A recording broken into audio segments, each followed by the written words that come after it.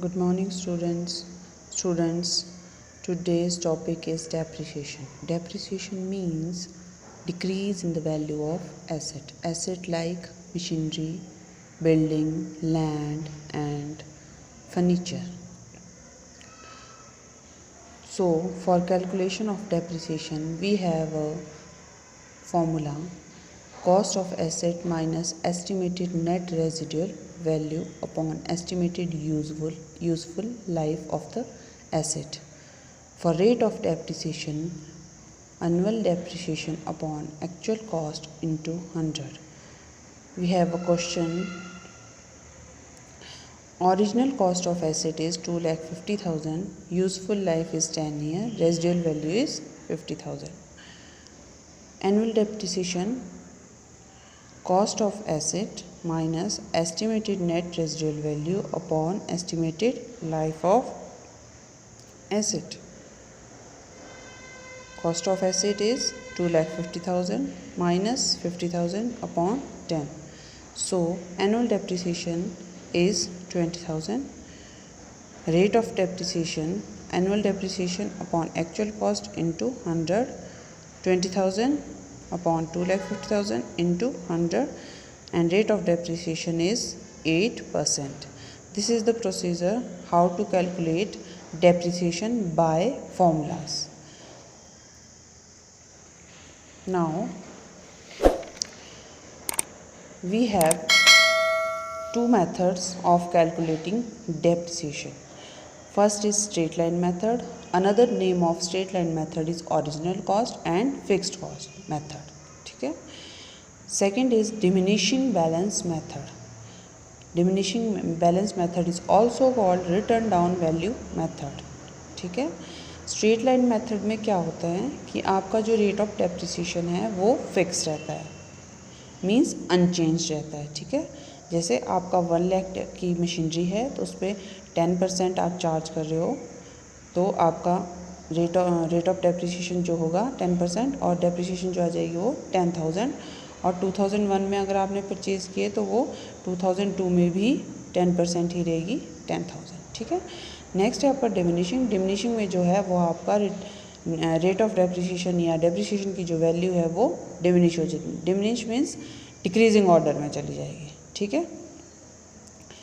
अब for example अप्रैल 1, 2001 को आपने क्या किया है, एक मशीनरी परचेज़ की है 1 लाख की 4 इयर्स के लिए. रेट ऑफ डेप्रिसिएशन है 10%, और 31 मार्च एवरी ईयर जो है आपने अकाउंट्स को क्लोज़ करना है. ठीक है.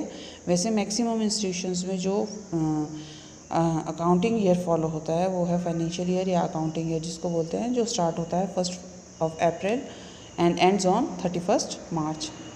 ठीक है. अब हम अकाउंट कैसे प्रिपेयर करेंगे. Machinery account, this is debit side and this is credit side. आपने date, particulars, general folio, amount, date, particulars, general folio and after that amount. आपने मशीनरी को परचेज़ किया तो कब परचेज़ किया, आपने यहाँ पे डेट डालनी है. जब आपने परचेज़ किया अप्रैल 1, 2001 को. टू कैश अकाउंट, कितने की खरीदी, 1 लाख की.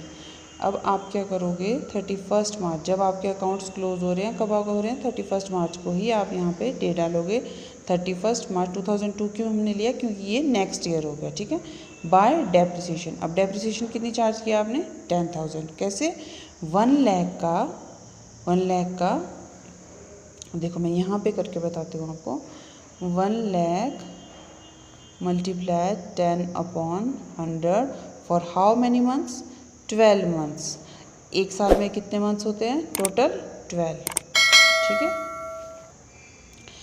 तो आपकी बैलेंसिंग करनी तो मैक्सिमम बच्चों को आती है शायद.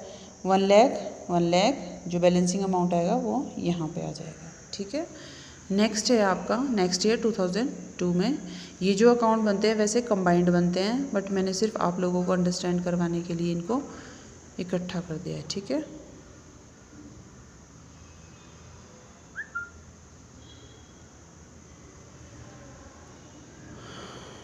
नेक्स्ट है date, particular, general folio, amount, देखो मैंने यहाँ अमाउंट जो है वो यहाँ पे डालना है 90,000, ठीक है। जनरल फोलियो में कुछ नहीं आएगा आपका 90,000, ठीक है। टू बैलेंस ब्रॉट डाउन, आप ये वाला बैलेंस यहाँ पे लेके जाओगे 90,000, ठीक है। 31 मार्च 2003 को बाय डेप्रिसिएशन 10,000 और बैलेंसिंग फिगर जो आ गई आपकी वो आ गई 80,000। इट मीन्स जो आपने 1 लाख की मशीनरी परचेज़ की थी फ्रॉम 2001, उसकी जो वैल्यू है मार्च 2003 को वो रह गई है 80,000 की। क्यों? क्योंकि इस पे 10% डेप्रिसिएशन है। वो कितना कितना आया 10,000 एंड 10,000, ठीक है। ऐसे आपने डेप्रिसिएशन के क्वेश्चंस को प्रैक्टिस करना है घर पे, ठीक है। अब नेक्स्ट वीडियो मैं कल डालूँगी, ठीक है। इससे नेक्स्ट जिसमें हम परचेज़ भी करेंगे और मशीनरी को सेल भी करेंगे, ठीक है। ज़्यादा से ज़्यादा क्वेश्चंस को प्रैक्टिस करो तो ज़्यादा आएगा। कोई भी प्रॉब्लम होगी तो उससे पूछ लेना।